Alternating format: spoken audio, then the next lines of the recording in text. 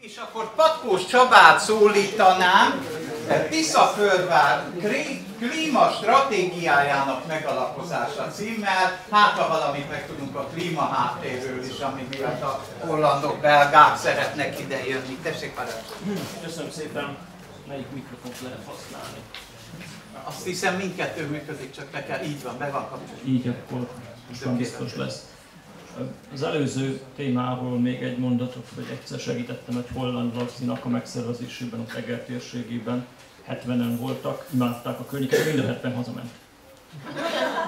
Hogy a klímával mi lesz, azt nem tudom. Bocsánat. Lehet, hogy a klíma miatt ide költözők aztán majd vissza fognak költözni.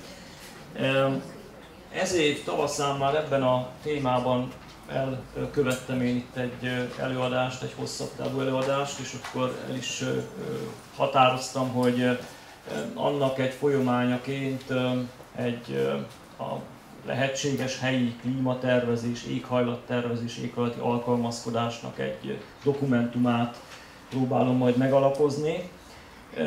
Én Egerben dolgozom, és településfejlesztéssel foglalkozom, tervezéssel, tehát területi tervezéssel, és akkor a területi tervezőknek a hiszekedje az, hogy hiszünk abban, hogy a tervezéssel jobbá tehető a jövő, jobbá, mint hogyha hagynánk és a lovak közé dobnánk a gyeplőt. Ugyanez igaz, azt gondolom, a klímatervezésre is. Tulajdonképpen az elmúlt 4 évben nagyon sok ilyen programban dolgoztam együtt budapesti kerületekkel, délalföldi városokkal, megyei jogú várostól kezdve kisvárosig, és azt gondolom, hogy ez egy olyan út, amelyet minden helyi közösségnek át kell gondolni, és ehhez érdemes csatlakozni. Itt látható, hogy nagyjából miről is fog majd szólni a kis prezentációm, miért is érdemes ilyen klímatervezésbe belefogni, milyen tartalmi jellemzői vannak egy-egy ilyen programnak. Benne van az, hogy kapcsolódnia kell egy felettesebb szintnek a területi terveihez, és ugye Jásznak-Szolnok megyének van 2019-ben elfogadott klímastratégia, ennek egy pár részletéről fogok majd beszélni. Utána jön a saját munka, ugye elkészítettem egy ilyen hozzávetőleges üvegházgáz leltárt, hogy Tiszaföldváron melyik szektor, közlekedés, ipar, lakosság, stb. Mennyi üvegházgázt, széndioxidot, metánt, stb. Bocsát ki. Majd néhány példát a múltamból, tehát más településekből, ahol már ez a folyamat végigment, hogy hogyan lehet ezeket csökkenteni, milyen intézkedéseket próbálnak más településeken foganatosítani.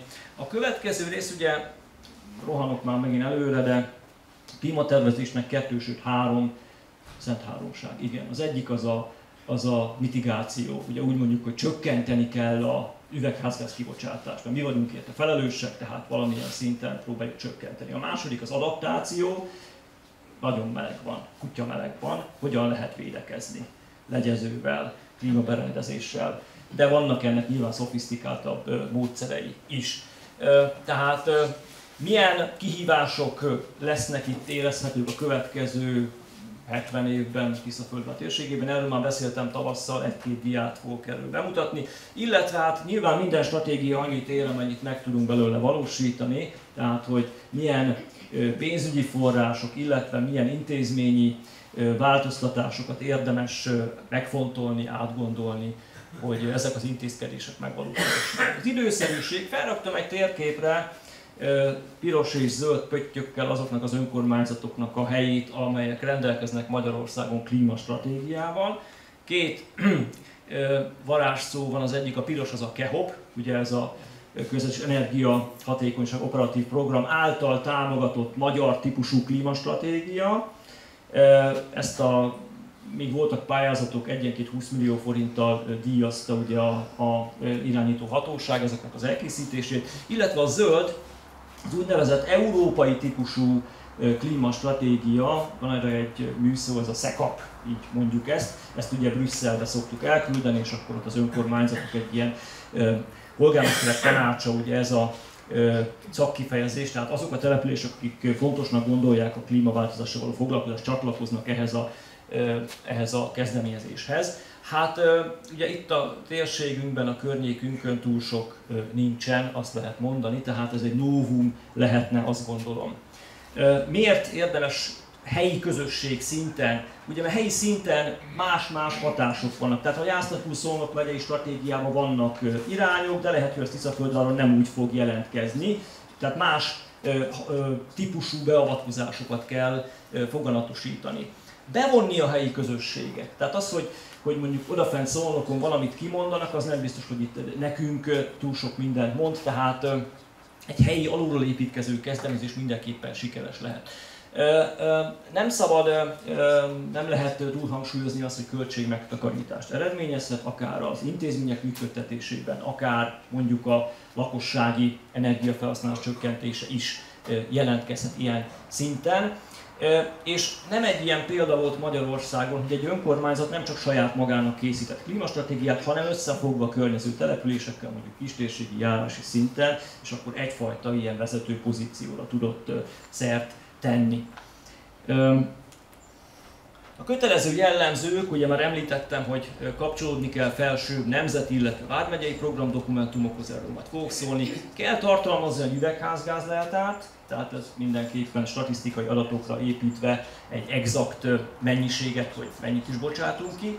Adaptációs helyzetértékelést, mi várható a hőmérsékletben, mi várható a csapadékban, mennyire fogja ez megviselni az épített környezetet, a növényzetet, az emberi egészséget, stb. És ugye ki szoktunk töltetni egy jó hosszú kérdőívet általában a település vezetőivel, civil vezetőkkel, cégek, vállalkozások vezetőivel, települési alkalmazkodási barométer, ők hogyan látják a legfontosabb kérdéseket, és ezekkel már a beavatkozások irányát is meg lehet határozni.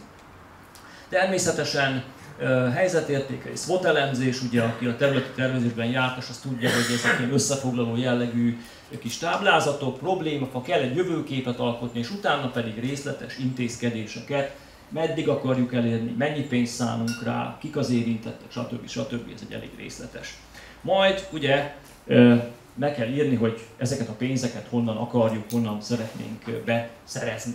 No, hát itt így néz ki a Szolnok megyei klímastratégia, egy gyönyörű táblázat, ez a Szolnok megyei üvegházgáz-leltár, ugye szektoronként, illetve üvegházgáz gázonként, típusonként összesítve, külön kerül kiemelésre a nyelő felületek, ugye az erdő és zöld felületeknek a kérdéskör, ugye mínusszal, az csökkenti valamelyest a kibocsátásnak a káros hatásait. Nem állunk jól Szolnok megyében egyébként, de ezt csak azért vetítettem be, mert majd a Földvárit fogjuk picit részletesebben megnézni. Van egy szép jövőkép, mivé akar lenni Szolnok megye, és ez fontos, hogy 2030-ra a 2019-es, 18-as, 9-es, most így hirtelen nem tudom, de 12-es vagy 18-as értékhez képest 20%-kal szeretnék csökkenteni a megye egészének a kibocsátását. A következő intézkedésekkel néhányat kiemeltem, ennél nyilván sokkal több van. Közösségi vagy tömegközlekedés, speciális a szennyvíziszap hasznosítás, zöld energia, megújuló energiaforrásoknak a termelésre, lakossági energiafelhasználás csökkentése, racionalizálása, kerékpárút hálózat, azért itt az Alföldön ez könnyebb, mint nálunk, tehát Egerben. Tehát valami ilyesmihez kell nekünk is majd igazodni. Az adaptáció, melyek azok a főbb hatások és mik azok a hatásviselők, ugye, akik ezeket a hatásokat elszenvedik. Ugye árvizek, aszályos területek, erdőtüzek, akár a turizmus, de kiemelve itt az egészségügyi hatásokat, nagyon sok allergiás megbetegedés van, ez tetemes részben ennek köszönhető, és ez növekedni fog. Tehát ezek a növények, újfajta pollenek, nem tudunk hozzá alkalmazkodni, tehát ezek tényleg súlyos hatást jelentenek majd, stb. És akkor elkészítettem Tiszaföldvárnak az üvegházgáz leltárát. Ez hivatalosan úgy megy egyébként, hogy az önkormányzat adatigénylést nyújt be a KSH-hoz, különböző témákban a KSH visszaküldi neki, és akkor ezekből lehet dolgozni. Amit én el tudtam érni, azok szerepelnek benne, illetve a többi az becslés. Tehát ez még csak egy előzetes verzió, ezt nem kell készpénzként felfogni. Feltüntettem még az egyfőre jutó értéket csak érdekességképpen, tehát tulajdonképpen jól állunk az országos átlaghoz, meg a megyei átlaghoz is képest is, kevesebb az egyfőre jutó üvegházgáz kibocsátásunk. A legnagyobb termelő, ez kérem szépen az energiafogyasztás. Az energiafogyasztás, itt is a földgáz. Ebbe összesítve kerül bele a közintézmények, a lakosság, az ipari fogyasztóknak a földgázfogyasztása. Tehát ha valahol akarunk spórolni, akkor ez a szint. Az elég sokat beszélünk napjainkban a szén meg a tűzifa használatról, ahhoz képest nem jelent nagy tételt az üvegházgáz leltáron belül. A másik jelentős, alig elmaradva az előzőtől, ez a közlekedés. Ez a közlekedés, itt forgalomszámlási adatokból kell kiindulni, és akkor ugye a település területén áthaladó forgalomszámlási pontokat kell figyelembe venni. Nyilván ennek a megrendszabályozása nem biztos, hogy helyi szinten megoldható. Tehát az, hogy a teherautók ne menjenek át a településen, vagy ne annyi menjen át, vagy megváltozzon az országban a teherautóknak a hajtáslánca, ne dízelesek legyenek, hanem hidrogénesek, az nyilván nem a helyi közösségnek a hatása, de azért ezen is lehet valamennyit nyilván nyerni. Elég jelentős a mezőgazdaság még, ugye természetesen ismerjük a település térségét, itt is a szántóföldekhez köthető, ugye alapvetően a tápanyag utánpótlásból adódó ugye nitrogénoxid kibocsátás, valamint ugye a hulladék, erről is elég sok szó szokott esni, hogy csökkenteni kell a hulladéktermelést. Igen, de azért olyan túl sok nyereséget nem lehet vele érni. Nyilván van egyfajta ilyen tudatosító hatása, hiszen ez mindenkire kiterjed a legkisebbektől egészen az idősebb korosztály. Ahol még egyébként lehetne hatni, nagyon kevés a nyelőfelület. Tehát ez az erdőzöld felületek, ezt mindenképpen érdemes lenne egyébként egy intézkedéssel kihasználni ezt a lehetőséget. Betettem 2 ilyen intézkedést más településekből, csak példának, ugye ez az önkormányzati intézmények energiahatékonysági, energiaellátási fejlesztése, illetve ez a legfontosabb. Tehát a tapasztalataink azt mutatják, hogy amennyiben nem tudjuk széleskörűvé tenni a felújításokat, a zöld energiahasználatot a lakosság körében, akkor ezek a vállalások, hogy 2030-ra vagy akár 50-re csökkentsük 20-25%-kal az üvegházgáz kibocsátást, akkor lehetetlen. Tehát ezt ki kell terjeszteni a lakosságra. Nyilván ez megint nem helyi feladat, nincsenek azok az erőforrások jelenleg, sem lakossági, sem önkormányzati kézben, amikkel ezeket lehet hosszú távon támogatni. Ugrok a következő fejezetre, ugye az adaptáció. Ezeket az ábrákat, akik itt voltak tavasszal, már láthatták, ezekkel szoktam riogatni. Tehát ezek úgy készültek, hogy a kollégák, meteorológus, agrometeorológus kollégák az úgynevezett Kárpát-Klim adatbázisnak az adatait bepakolták egy algoritmusba, nem egybe, hanem 10-be, ilyen regionális klímamodellbe, és ütöttek egy entert, 2 hétig futott a gépen, és kirajzolta, hogy nagyjából mi várható Tiszaföldvár térségében az évi átlag hőmérséklet tekintetében. Ameddig a fekete vonal megy, az a jelen nagyjából, és akkor itt a színek ugye eléggé elütnek egymástól, meg különböző klímamodellek mást-mást mondanak, de a trendet tessék nézni, elég egyértelmű a növekedés, tehát az átlag hőmérséklet mondjuk 12 foktól 2100-ig felmegy 15-re. Az brutális nagy. És ez csak az átlag hőmérséklet, ebben nincsenek benne a hőmérsékleti szélsőségek.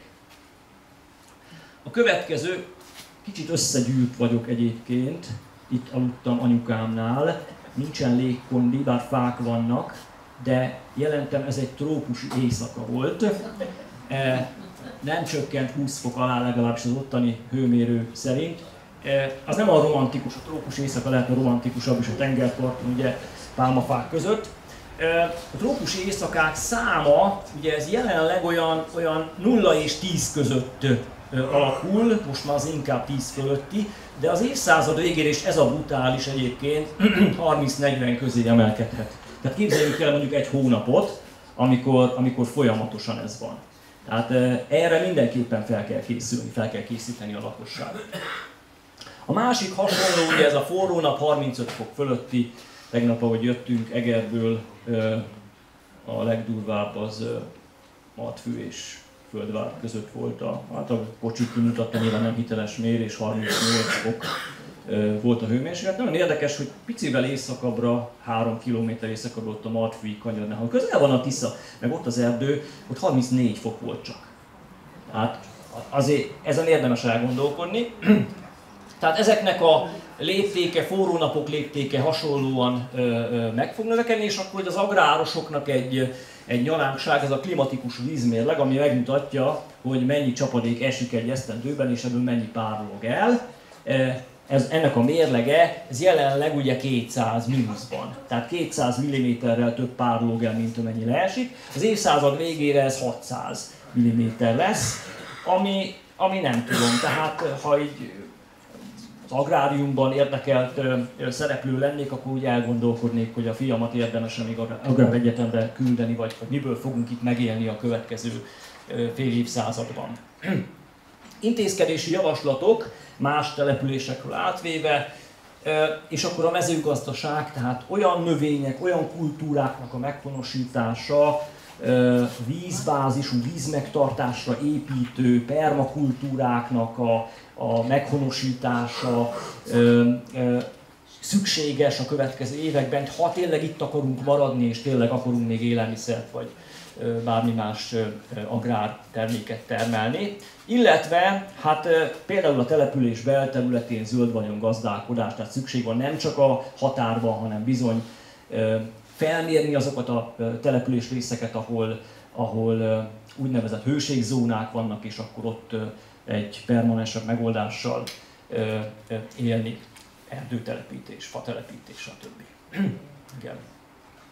És akkor megyek a pénzügyi és intézményi feltételekre, mert nyilván minden dokumentum annyit ér, amennyit meg tudunk valósítani belőle. Hát itt vannak ezek a varázsszavak, átnéztem ezeket a dokumentumokat, nagyon sok ilyen pályázat lesz majd valamikor, hogyha végre sikerül Fánya Brüsszellel kiegyezni. Nem vagyok optimista, egyébként 2024-et mondanak, hogy majd 24-ben lesz a EU-s választás, újra lesz egy parlament, és majd azt talán megegyezik a magyar kormánnyal, reméljük, de most is vannak források, ezeket így kivastagítottam, ezek közvetlen Európai Uniós források, amelyekhez nyilván valamilyen partnerségben, általában egy nemzetközi partner segítségével lehet pályázni. Mondok egy saját példát, Eger megyei jogú városa, klímamenedzsert, ökomenedzsert alkalmaz, mérik a helyi időjárási tényezőket, feltöltik egy adatbázisba. Bocsánat, közben ugyanez a hölgy megszervezte Egerben ezt a tölthető rollernek a rendszerét, tehát most már lehet szágullozni. Nagyon nem szeretem egyébként, nagyon pici a kerekkel, az utak rosszak, nem vagy ezt mellékes. És ez kérem szépen egy live projekt keretén belül történt. Mi az egyetemen, az Eszterházy Károly Egyetemen több ilyen Horizon együttműködésben veszünk részt. Ennek is lehetnek ilyen projektelemek, nyilván alapvetően a kutatással kell foglalkozni, de nyilván, hogyha partnerként bevonunk önkormányzatot, akkor csurranhat, cseppenhet. Illetve ezt kicsillagoztam, European City Facility. Ez olyan települések számára juttat támogatást, amelyek rendelkeznek klímastratégiával, valamilyen típusú klímastratégiával. Tehát ha település felmutatja, itt van nekem egy klímastratégiám, akkor jó, bepályázhatsz erre, és akkor ebből nem nagy léptékű forrásokat, de bizonyos forrásokat kaphat közvetlen Brüsszelből. És akkor az intézményi feltételeknél már egyet említettem, ez a klímareferens, klímamenedzser. Érdemes, mindig ezt javaslom, hogy legyen legalább egy ember az önkormányzatnak, akinek ez a fő feladata. Tehát különben elvész a gyerek. Különben lesz egy újabb dokumentum, bekerül az akták közé, és nem fogjuk megvalósítani. A másik pedig, ez az energiaközösség. Ugye mostanában nagyon sok vita van arról, hogy napelemet telepítsünk-e, ne telepítsünk-e. Jelentem a villamosenergia törvényünkben, ez már benne van 3 év óta, ez a fogalom. Elvileg úgy képzeli el a törvényalkotó a napenergia, meg a többi zöldenergia hasznosítását, hogy nem én magánszemélyként szerződök le mondjuk az EON-nal, hanem én tagja leszek egy energiaközösségnek, meg mondjuk egy önkormányzat tagja lesz egy energiaközösségnek, vagy egy vállalkozás, vagy egy civil szervezet, és az energiaközösségen keresztül vásárol áramot vagy hőt, vagy adja el az általa termelt áramot vagy hőt. Rendszer irányításival könnyebb így megoldani egyébként ezt a helyzetet. Tehát ezt a fogalmat én javaslom, hogy ki ízlelgesse, energiaközösség. Sajnos nem nagyon hallunk így a médiában vagy a közbeszédben túl sokat róla. Egyébként nem csak a mi hibánk, mert a törvény megvan, de a végrehajtási rendeleten még mindig vajudik a minisztérium. Úgyhogy a következő fél évben remélhetőleg az is kijön.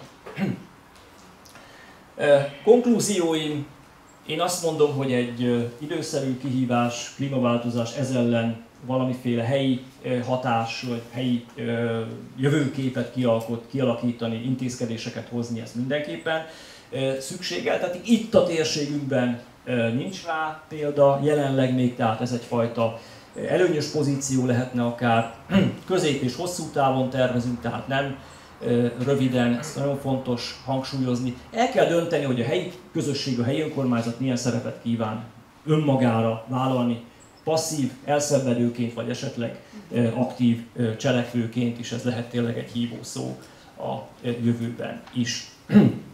Nem szabad elfelejteni az intenzív társadalmasítást, tehát amellett, hogy megkérdezzük a vezetőket, amellett nyilván, tehát akár egy ilyen fórum is helyet adhatna azoknak a véleményeknek, azoknak a javaslatoknak, amelyek a helyi lakosság körében megfogannak. És még egyszer mondom, nagyon fontos ez a végrehajtás. A végére hagytam még erről nem beszéltem, a szemléletformálást. Azt szoktuk mondani, hogy az iskolákban, sőt már az óvodákban el kell kezdeni a zöld szemléletformálást, a klímaváltozás elleni szemléletformálást. Én meg azt mondom, hogy nem csak, hanem rajtunk is, felnőtteken is, idősebbeken is ezt folytatni kell, tehát minden lehetséges eszközzel. Köszönöm a megtisztelő figyelmet!